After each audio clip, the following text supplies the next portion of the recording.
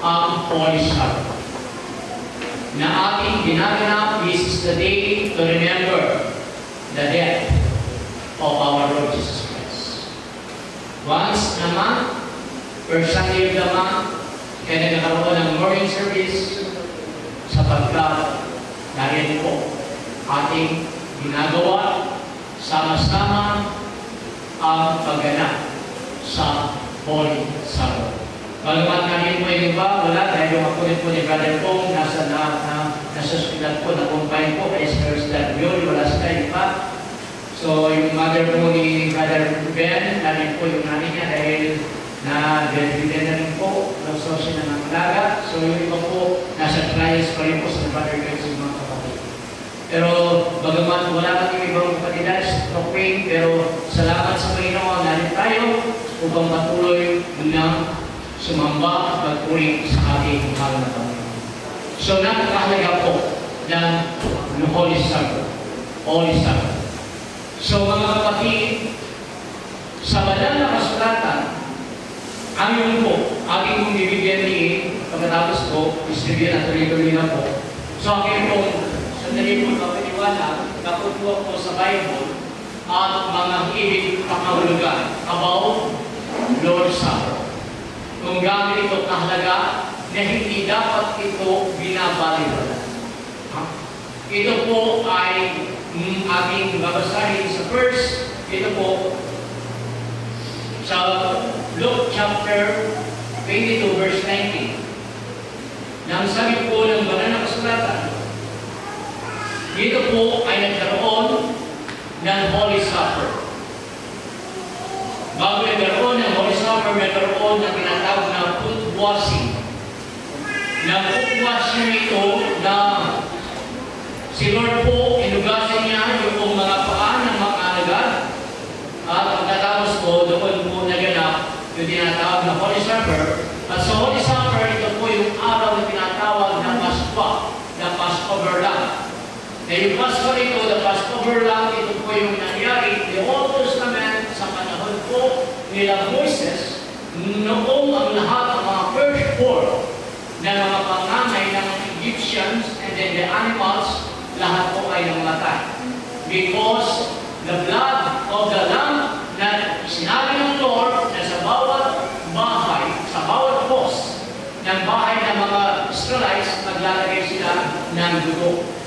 At kapag dumating yung angel of death na walang blood doon sa kanilang mga bahay, so sila man ay mamamatay mga firstborn. Kaya doon po nagpasimula ng tawag na the Passover Lamb na inaalala pag sa New Testament at binabanggit ng aking mga. Pero dito po sa tinatawag dito po sa uling kapunan, ito naman po ang sinabi ng aking Panginoon. Sa verse 18, for I say to you, I will not drink of the fruit of the vine until the kingdom of God shall come. And he took bread and gave thanks and brake it and gave unto them, saying, this is my body, which is given for you. This do in remembrance of me. Ito ay pagpapakilala at malalakanin ang sabi niya.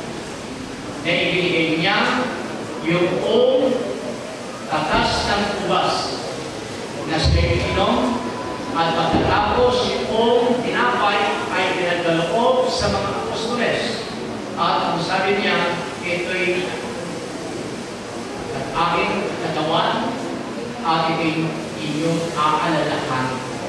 So ito'y pinapaalala ng aking mahal na Panginoon na huwag nilang kalilimutan ang ginawa niya. Kaya makikita natin kung saan na siya namatay at muling nabuhay, nagkakatuloy yung mga alagad at yung dalawang alagad ng Panginoon, kumuha siya ng tinapay at binigyan niya sila, kumain sila.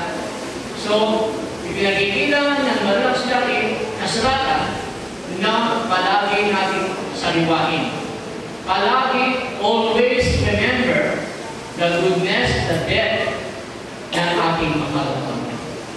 Sapagkat kung palagi natin itong naalala sa ating buhay, if always remember in our lives, nagkakaroon tayo kung ating naunawaan ang kadakilaan ng Diyos.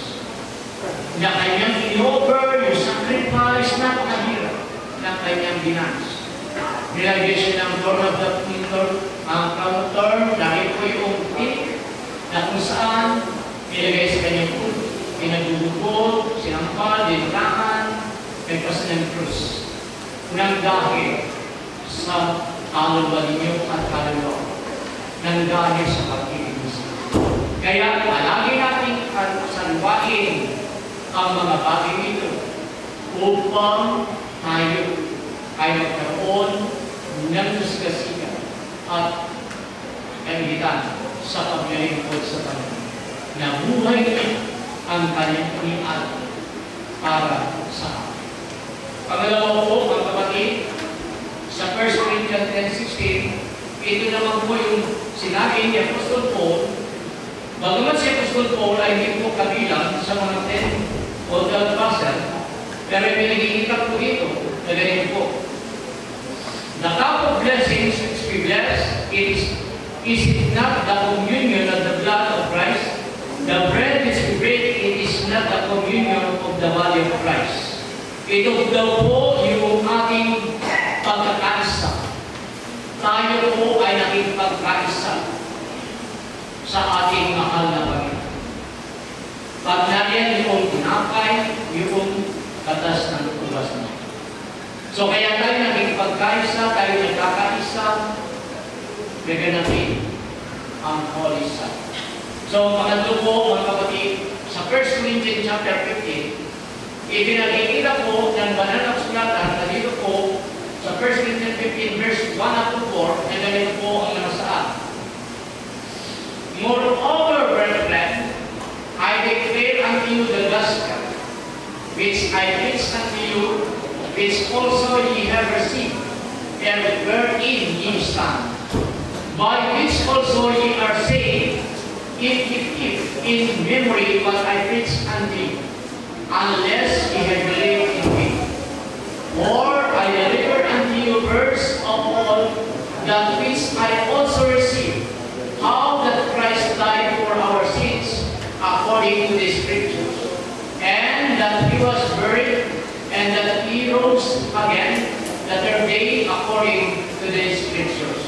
So dito po ating pumipinahya ang death, burial, and resurrection ng ating Panginoon. So dito po ating ipinahya ang Ebanghelyo ng ating dakilang Diyos. The Gospel of Christ at isang tuyang sa death, burial, and resurrection. Kaya ating tinuturo, ating ipinapangaral, ating ipinapatutuo, testify the goodness, the loving kindness, the grace of our Lord Jesus. Kaya po, mga kapatid, ating inaalala ang ganito po mga bagay. Ngayon po, mga kapatid, sa aklat po ng 1 Corinthians chapter 11, verse 85, Hebrews chapter 8, verse 6, na ganito po ang nagsaan. So dito po pinakikita na yung dugo ng ating Panginoon, dito po, na mayroon pong tinatawag, this is the blood of the New Testament. Ito ang katas ng ubas dito, na ang dugo ito, kasi ito po yung sisimula, yung katas ng ubas, na ang dugo ito ng ating Panginoon, ang sayo ng Panginoon, ito yung bagong tipan. So in the Old Testament, sabi mo, but now that you obtain a more excellent ministry, by whom our also is the mediator of a better covenant, which was established upon better promises. So in the Old Testament, kapag mayroong ino-offer para mag-mayroong covenant, pag si Moises, gumagamit po siya. They use blood of the animals. The lamb, the blood of the animals. Ito yung kanilang ginagamit kapag nag-bless ka ng gamit o sa temple, at narin po yung covenant, kapag nagkakaroon sila ng covenant vow, nagkakaroon sila na ginagamit na dugo. So kaya po, in the Old Testament, meron ginagamit na, lalo na sa Mosaic Law, narin po yung blood of the animals. So kaya po, in the Old Testament, gumamit ng dugo, and then, my brethren in Christ, ang dugo ng bagong tipan ay hindi dugo ng mga hayop, kundi ito ay ang dugo ng ating Panginoon. Kaya nagkaroon ng bagong covenant. The New Testament, ang New Testament, the blood of the Lord Jesus Christ, ito yung ginamit. Kaya po, dapat natin palaging alalahanin. At ang sabi po ng Biblia, sa Titus 2:13, looking for that blessed hope and the glorious appearing of our great God and our Savior, our Lord Jesus Christ. So, ibig sabihin, habang tayo ay nabubuhay until the rapture of the church, hanggang dumating ang rapture of the church, habang tayo ay buhay, ating aalalahanin, ating gagawin ang mga bagay nito. Sapagkat ang sabi ng Biblia, palagi ninyong alalahanin ang aking kamatayan, ang sabi ng aking Panginoon. So, kinakailangan, mga kapatid, maunawaan natin ang kahalagahan ko rin. Buhay, life ng aking God Almighty, ang kanyang ino-offer.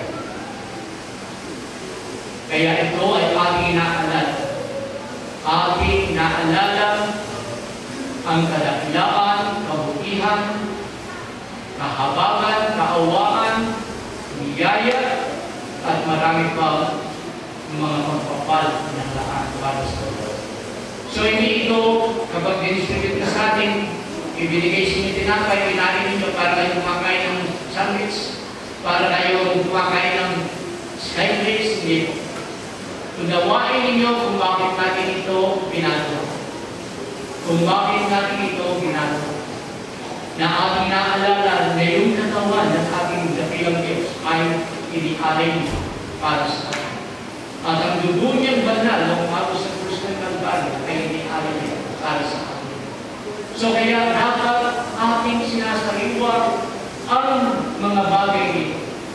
Ating inuunawa, ating kapag-anak naman yung ating talagang binibigyan ng halaga, binibigyan ng importansya, yung talagang inuunawa natin. Bakit natin ginagawa? Dapat natin maunawaan kung bakit natin ginagawa. Pinakailangan yung puso natin, naispan natin, nakapuso sa Panginoon, and then sinasabi na natin sa Panginoon na kung makasalanan, di mang karapat dapat siya. Pero dahil sa kapag mo, dahil sa awa mo, dahil sa pag-ibig mo, dahil sa biyaya mo, narito ako, Panginoon, nagkaroon ng pag-asa. Nagkaroon, Panginoon, ng panibagong buhay. At ako ay mayroon ng buhay mo. Iniisip natin yung hirap na ginawa ng Diyos. Na kung hindi niya ginawa ang bagay niya, tayo ay mapunta sa Mekopan. Tayo lahat ay mapapaka. Kaya yung David kanina, habang din-inspire ko yung mga katas ng kubas at itinapay, yung ginamit na last na single yung Tagalog po, yung last na namin, ni Brother Richard, ang waiting na, yung mensahe ko ito ay napakaganda rin po na sabi ko na tumikis itong kanyang dugo sa krus ng Kalbaryo at nariyan namatay siya at tayo nagkaroon ng buhay ng laman. Kapag tayo maaamin, inuunawa natin yung message. Ating inuunawa ang mga pinaamin natin. So magpag-ugnay tayo sa Panginoon, sa oras nito, magpakumaba tayo ang whole yourself.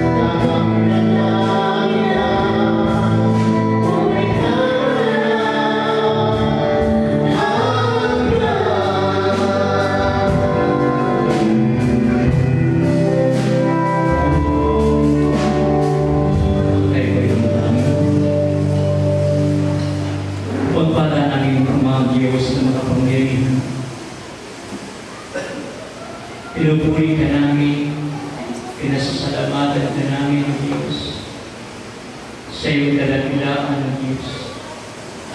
Narito kami, Ama, lumalapit sa trono ng iyong biyaya, nagpapakumbawang loob sa iyong banal.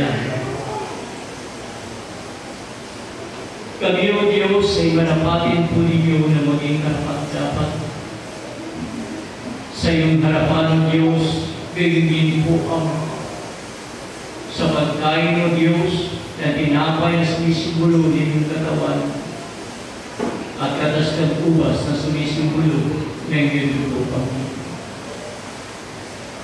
Sa oras nito, dakilang Diyos, kami po ay patawarin sa lahat ng aming kasalanan, sa aming pumagkarumihan na iyong inisip, O Diyos. At gawin mo kami kaaya-aya, O Diyos, sa iyong pagbanal. Dakilang Diyos, sa oras nito, Ama, aming pong patuloy na inaalala ang iyong kadakilaan, ang iyong kamatayan, O Diyos, sa krus ng Kalbaryo, Panginoon, at ikaroon ng malingap po. Dakilang Diyos, basbasan mo po ang batas ng ubas nito at ang tinapay nito, O Diyos, na ito po'y maging instrumento sa amin din po magkatawag mo na maging kalakasan, vitamina, igalingon sa aming magkatawag bis at maging pagpapala sa aming pong spiritual na pamumuno. Ito po ang aming dalangin sa pangalan ni Jesus. Amen. Hawakan po natin ang ating matinapay. For I have received of the Lord that which also I delivered unto you. That the Lord Jesus Christ, the same night in which he was betrayed, took bread, and when he had given thanks, he broke it and said, Take it, this is my body, which is broken for you. This do in remembrance of me. Sabay-sabay.